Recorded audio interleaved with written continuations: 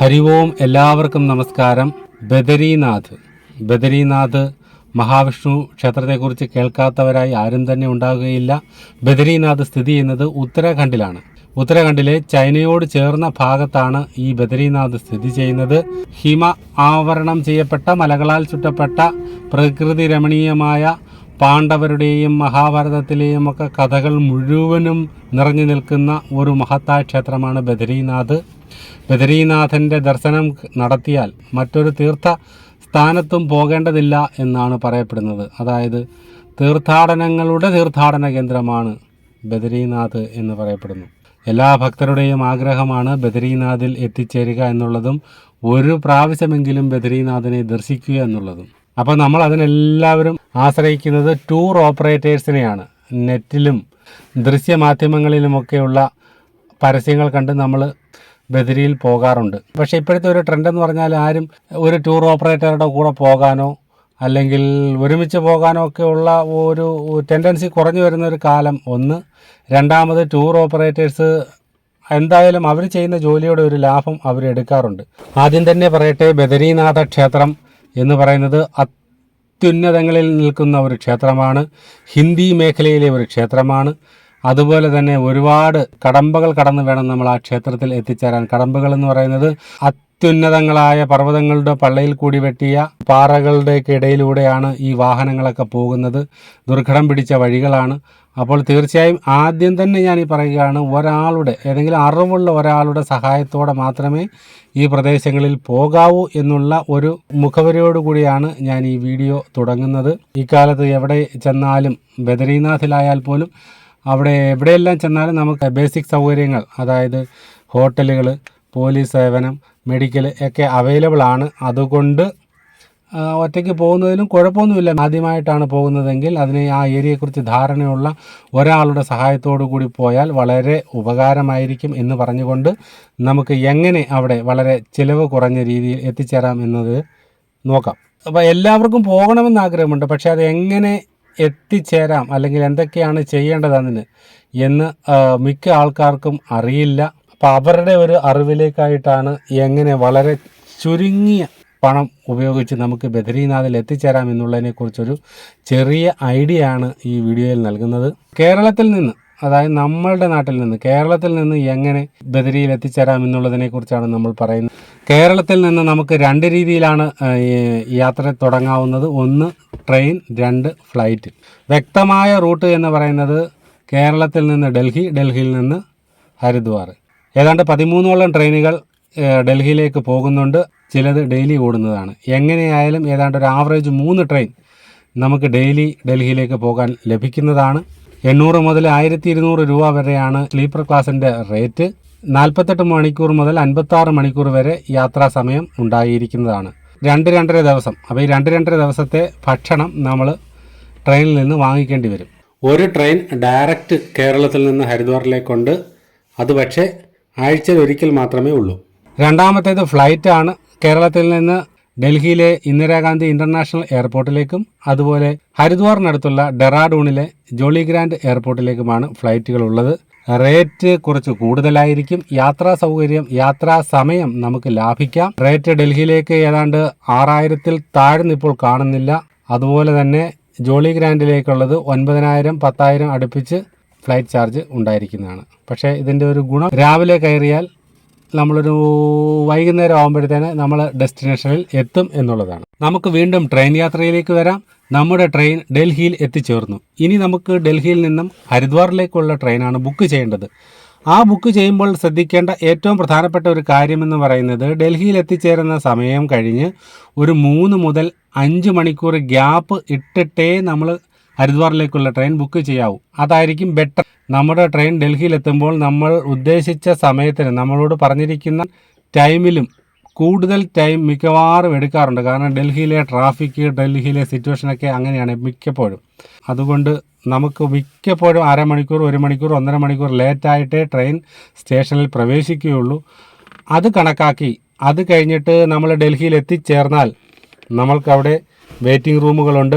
അവിടെ ഒന്ന് കയറി ഫ്രഷായി ഡ്രസ്സൊക്കെ മാറാനൊക്കെ ഉള്ളൊരു സമയം കണക്കാക്കി ഒരു 3 മുതൽ 5 മണിക്കൂർ വരെയുള്ള ഒരു ഗ്യാപ്പ് ഇട്ടിട്ട് നമുക്ക് ഹരിദ്വാറിലേക്ക് ട്രെയിൻ ബുക്ക് ചെയ്യാവുന്നതാണ്. ഡൽഹി ടു ഹരിദ്വാറിൻ്റെ ദൂരം എന്ന് പറയുന്നത് 250ഓളം കിലോമീറ്ററാണ്. സൂപ്പർ ക്ലാസ് ട്രെയിനുകൾക്കാണെങ്കിൽ 4 മുതൽ 5 മണിക്കൂർ വരെ സമയമെടുക്കും.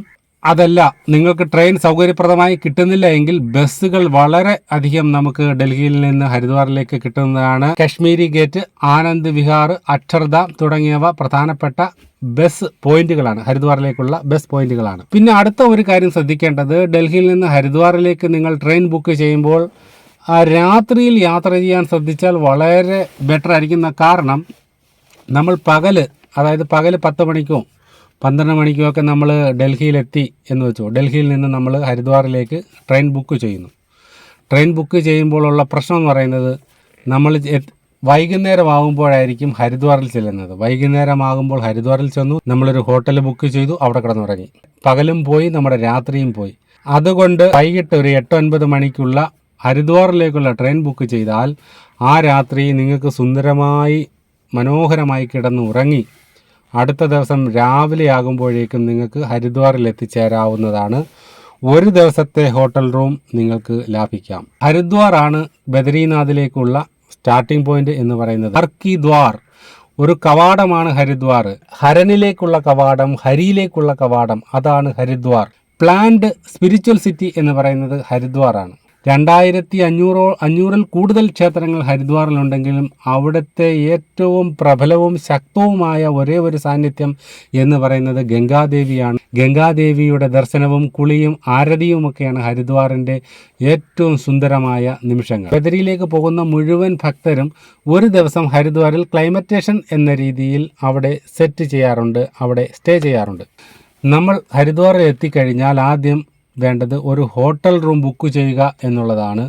ഒരുപാട് ഹോട്ടലുകൾ നിങ്ങൾക്ക് അവൈലബിൾ ആണ്. ഒരുപാട് ഹോട്ടലുകൾ, ഏതാണ്ട് 10,000-ഓളം ഹോട്ടൽ റൂംസ് ഈ ഹരിദ്വാറിൽ അവൈലബിൾ ആണ്. 300 മുതൽ അതിന് മുകളിലോട്ടുള്ള ക്ലാസ് ലെവലുള്ള ഹോട്ടലുകൾ നിങ്ങൾക്ക് നിങ്ങളുടെ ഇഷ്ടമനുസരിച്ച് നിങ്ങൾക്ക് കിട്ടും. റെയിൽവേ സ്റ്റേഷനും ബസ് സ്റ്റേഷനും അടുത്തടുത്താണ്.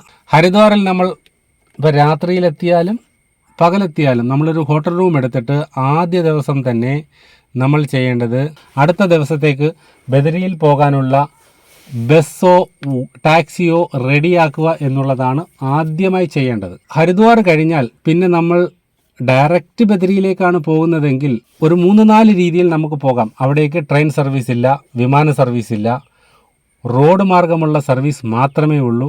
ഹിമഗിരി എക്സ്പ്രസ് അല്ലെങ്കിൽ ഗഡ്വാൾ മോട്ടേഴ്സ് എന്ന് പറയുന്ന പ്രമുഖമായ ഒരു ഗ്രൂപ്പാണ് അവിടെ കൂടുതലും ബസ്സുകൾ സർവീസ് നടത്തുന്നത്.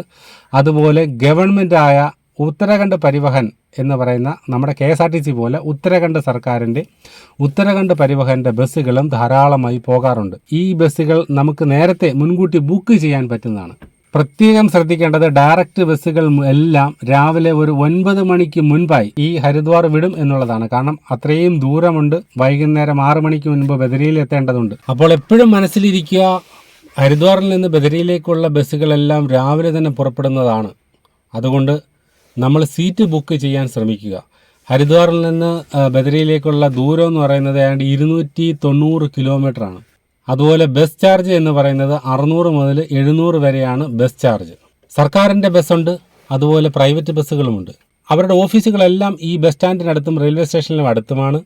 നമ്മൾക്ക് ഏതെങ്കിലും രീതിയിൽ നമുക്ക് അവിടെ ചെന്ന് ബുക്ക് ചെയ്യാൻ പറ്റില്ല എങ്കിൽ നമുക്ക് ഓൺലൈൻ ബുക്കിംഗ് സൗകര്യമുണ്ട്. റെഡ് ബസ് എന്ന് പറയുന്ന ആ ഒരു സൈറ്റിൽ കയറിയാൽ നമുക്ക് ബുക്ക് ചെയ്യാൻ പറ്റും. പക്ഷേ റെഡ് ബസ്സിൽ ബുക്ക് ചെയ്താലുള്ള കുഴപ്പമെന്ന് പറഞ്ഞാൽ ഒരു ടിക്കറ്റിന് അവരെടുക്കുന്നത് 1000 രൂപ, മിനിമം 1000 രൂപ റിസർവേഷൻ ഫീസായിട്ട് എടുക്കുന്നുണ്ട്.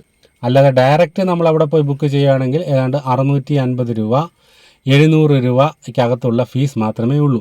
രണ്ടാമത്തെ ഓപ്ഷൻ എന്ന് പറഞ്ഞാൽ ടാക്സിയാണ്. ഷെയറിംഗ് ടാക്സി അവൈലബിൾ ആണ്. പ്രൈവറ്റ് ടൂർ ഓപ്പറേറ്റേഴ്സ് നടത്തുന്ന ഷെയറിംഗ് ടാക്സി 10 പേരെ കളക്ട് ചെയ്തിട്ട് ഒരു വണ്ടി വിടുന്ന ആ ഒരു സിസ്റ്റം ഒരുപാട് അവൈലബിൾ ആണ്. കാറാകട്ടെ, ബസ്സാകട്ടെ, ട്രാവലർ ആകട്ടെ, അതും നമുക്ക് അവിടെ അവൈലബിൾ ആണ്.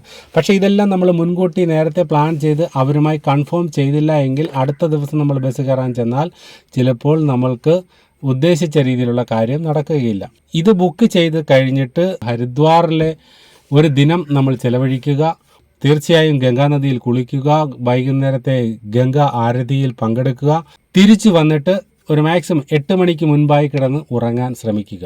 അടുത്ത ദിവസം നമ്മൾ ഭഗവാനെ ധ്യാനിച്ച് ഹിമാലയത്തിൻ്റെ സൗന്ദര്യമൊക്കെ ആസ്വദിച്ച് അത്യുന്നതങ്ങളിൽ കൂടി യാത്ര ചെയ്യുമ്പോൾ നമ്മുടെ മുന്നിലൂടെ ദേവപ്രയാഗ്, കർണപ്രയാഗ്, രുദ്രപ്രയാഗ് തുടങ്ങിയ മഹത്തായ നദീസംഗമങ്ങളൊക്കെ കടന്ന് ജോഷിമഠ് എന്ന് പറഞ്ഞ പവിത്രമായ ആ ഒരു ടൗണും കടന്ന് നമ്മൾ വൈകുന്നേരത്തോടു കൂടി ബദരീനാഥിൽ എത്തിച്ചേരും. ഒരുപക്ഷെ ചില ബസ്സുകളുടെ അഭാവം മൂലമോ തിരക്ക് മൂലമോ നമ്മൾക്ക്, അല്ലെങ്കിൽ നമ്മളുടെ സമയം മൂലമോ നമ്മൾക്ക് ബസ് ബുക്ക് ചെയ്യാൻ പറ്റിയില്ല, ഡയറക്റ്റ് ബസ്സുകളെല്ലാം പോയി എങ്കിൽ പിന്നെ അന്നത്തെ ദിവസത്തേക്ക് ഡയറക്റ്റ് ബദരിയിലേക്കുള്ള ബസ് കിട്ടുകയില്ല. അപ്പോൾ നമ്മൾ ചെയ്യേണ്ടത്, നമ്മൾക്ക് ബദരിയിൽ പോകണം എന്നുള്ള ആ നിശ്ചയദാർഢ്യമാണ് എങ്കിൽ ഈ ബദരി പോകുന്ന റൂട്ട് എന്ന് പറയുന്നത് ഹരിദ്വാർ, ഋഷികേശ്, ദേവപ്രയാഗ്, രുദ്രപ്രയാഗ്, കർണപ്രയാഗ്, ജോഷിമഠ്, അത് കഴിഞ്ഞിട്ടാണ് ബദരീനാഥ്. രാവിലെ 4 മണിക്ക് പോകുന്ന ബസ്സുകളെല്ലാം മറ്റ് ട്രാഫിക് ജാമുകളില്ല, മറ്റ് വഴിയിൽ മറ്റ് പ്രശ്നങ്ങളൊന്നുമില്ല എങ്കിൽ ഒരു 4 മണിയോടുകൂടി ബദരിയിൽ എത്തിച്ചേരുന്നതാണ്. 5 മണിക്കും 6 മണിക്കും ഒക്കെ പോകുന്ന ബസ്സുകൾ ബദരിയിൽ എത്തുമ്പോഴേക്കും വൈകുന്നേരം 6 മണിയാകും. അപ്പോൾ നമ്മൾ ചെയ്യേണ്ടത്, നമുക്ക് അങ്ങനെ ഡയറക്റ്റ് ബസ് കിട്ടിയില്ല എങ്കിൽ നമ്മൾ ചെയ്യേണ്ടത്, ആ ഒരു സ്ഥലത്തെ വലിയൊരു ടൗണായിട്ട് കണക്കാക്കുന്നത് ജോഷിമഠ് എന്ന് പറയുന്ന സ്ഥലമാണ്. ജോഷിമഠ് ഒരു ജില്ലയാണ്. ജോഷിമഠിലേക്കുള്ള ബസ് 10 മണി, 12, 1 മണി വരെയൊക്കെ നമുക്ക് ലഭിക്കും. ജോഷിമഠിലേക്കുള്ള ബസ് പിടിച്ചാൽ വൈകുന്നേരം ആകുമ്പോഴേക്കും നമ്മൾ ജോഷിമഠിൽ എത്തിച്ചേരും. ജോഷിമഠിലും ഒരുപാട് ഹോട്ടൽസുകളുണ്ട്, ഒരുപാട് സ്റ്റേ ചെയ്യാനുള്ള സ്ഥലങ്ങളുണ്ട്. ജോഷിമഠിൽ നിന്ന് ഏതാണ്ട് 50 കിലോമീറ്റർ മാത്രമേ ഉള്ളൂ ബദരീനാഥിലേക്ക്. 10 മണി വരെയൊക്കെ അവിടുന്ന് വണ്ടികൾ ട്രിപ്പ് ബദരീയിലേക്ക് ട്രിപ്പ് അടിക്കാറുണ്ട്.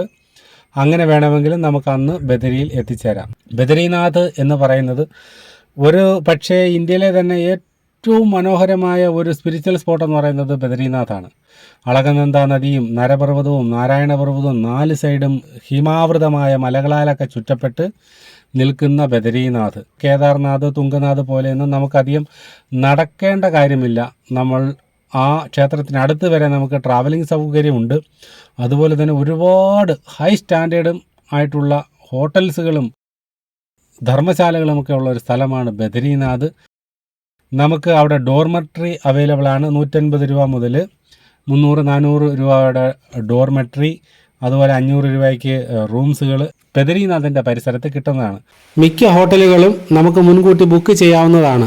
അന്നേ ദിവസം നമ്മൾ എത്രയും പെട്ടെന്ന് ഭക്ഷണം കഴിച്ചിട്ട് കിടന്ന് ഉറങ്ങുക. പ്രത്യേകം ശ്രദ്ധിക്കേണ്ട കാര്യം എന്ന് പറഞ്ഞാൽ ബദരീനാഥിലെ ഏറ്റവും പ്രശ്നം എന്ന് പറയുന്നത് കാലാവസ്ഥയാണ്. പ്രതികൂലമായ കാലാവസ്ഥയാണ്. ഓരോ മണിക്കൂറും നമുക്ക് കാലാവസ്ഥ മാറിക്കൊണ്ടേയിരിക്കും. ഇത്രയും മനോഹരമായ ഈ സൗന്ദര്യത്തിൻ്റെ ആ ഒരു സൗന്ദര്യം ചിലപ്പോൾ കെടുത്തുകയാണോ എന്ന് തോന്നുന്നത് ഈ ഒരു കാലാവസ്ഥയാണ്. ഓരോ മണിക്കൂർ കഴിയുമ്പോഴും മഴ, തണുപ്പ്, ഇതൊക്കെ ഈ ബദരീനാഥിൻ്റെ ബദരീനാഥ് എന്ന് പറയുന്ന ആ സ്ഥലത്തിൻ്റെ ഒരു പ്രത്യേകതയാണ്.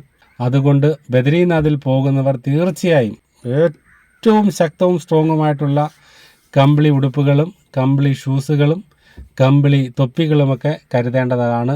ഇല്ലെങ്കിൽ നമ്മൾ വട്ടായി പോകും എന്നുള്ളത് കൃത്യമായി പറയുകയാണ്. വളരെയധികം ഹൈറ്റിൽ കിടക്കുന്ന ഒരു സ്ഥലമായതുകൊണ്ട് ശ്വാസത്തിൻ്റെ ഒരു പ്രശ്നമുണ്ട്. നമ്മൾ കുറച്ച് നടക്കുമ്പോൾ തന്നെ നമുക്കൊരു ആയാസവും പ്രയാസവും ഒക്കെ തോന്നും. അന്നേ ദിവസം സുന്ദരമായി മനോഹരമായി കിടന്നുറങ്ങുക. ഏതാണ്ട് 4 മണിക്ക് മുൻപായി ഉണരാൻ ശ്രമിക്കുക. 4 മണിക്ക് മുൻപായി ഉണരാൻ ശ്രമിക്കുക എന്ന് പറഞ്ഞാൽ കഠിനമായ തണുപ്പായിരിക്കും. തപ്തകുണ്ട് എന്ന് പറയുന്ന ചൂട് നീരുറവയുള്ള ചൂട് ജലം നിറഞ്ഞു നിൽക്കുന്ന 2 കുളങ്ങൾ, അതായത് ഒന്ന് സ്ത്രീക്കും ഒന്ന് പുരുഷനുമായിട്ടുള്ള 2 കുളങ്ങൾ ബദരീനാഥ് ക്ഷേത്രത്തിന് ഫ്രണ്ടിൽ സജ്ജീകരിച്ചിട്ടുണ്ട്. അത് പ്രകൃതിയ ഉണ്ടായതാണ്, ആരും ഉണ്ടാക്കിയതല്ല. കുളങ്ങളുടെ സെറ്റപ്പുകൾ ഉണ്ടാക്കിയതാണെങ്കിലും ഈ ജലം പ്രകൃതിയ വരുന്നതാണ്. മിക്ക ആൾക്കാരും അവിടെ പോയാണ് കുളിക്കാറുള്ളത്. രാവിലെ പ്രാഥമിക കൃത്യങ്ങൾ ഹോട്ടലിൽ കഴിച്ചിട്ട് ക്ഷേത്ര ദർശനത്തിലുള്ള സാധനങ്ങളുമായിട്ട് ക്ഷേത്രത്തിന് മുന്നിലെത്തുക, അവിടെ തപ്തകുണ്ടിൽ കുളിച്ച് ഫ്രഷായിട്ട് ഭഗവാന്റെ ദർശനത്തിനായിട്ട് ക്യൂ നിൽക്കുക എന്നുള്ളതാണ് ചെയ്യേണ്ടത്. ബദരീനാഥിൻ്റെ അനുഗ്രഹമുണ്ടെങ്കിൽ വളരെ പെട്ടെന്ന് തന്നെ നിങ്ങൾക്ക് ദർശനം ലഭിക്കുന്നതാണ്. വലിയ തിരക്കൊന്നുമില്ലെങ്കിൽ വളരെ പെട്ടെന്ന് തന്നെ നിങ്ങൾക്ക് ദർശനം ലഭിക്കുന്നതാണ്.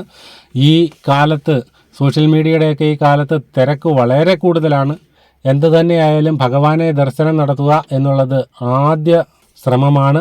അത് വിജയിക്കും. ഭഗവാന്റെ അനുഗ്രഹത്താൽ അത് വിജയിക്കും. വിജയിച്ചു കഴിഞ്ഞാൽ ബലി ഇടണമെന്ന് താല്പര്യമുള്ളവർ താഴെ ബ്രഹ്മകപാൽ എന്ന് പറയുന്ന സ്ഥലമുണ്ട്.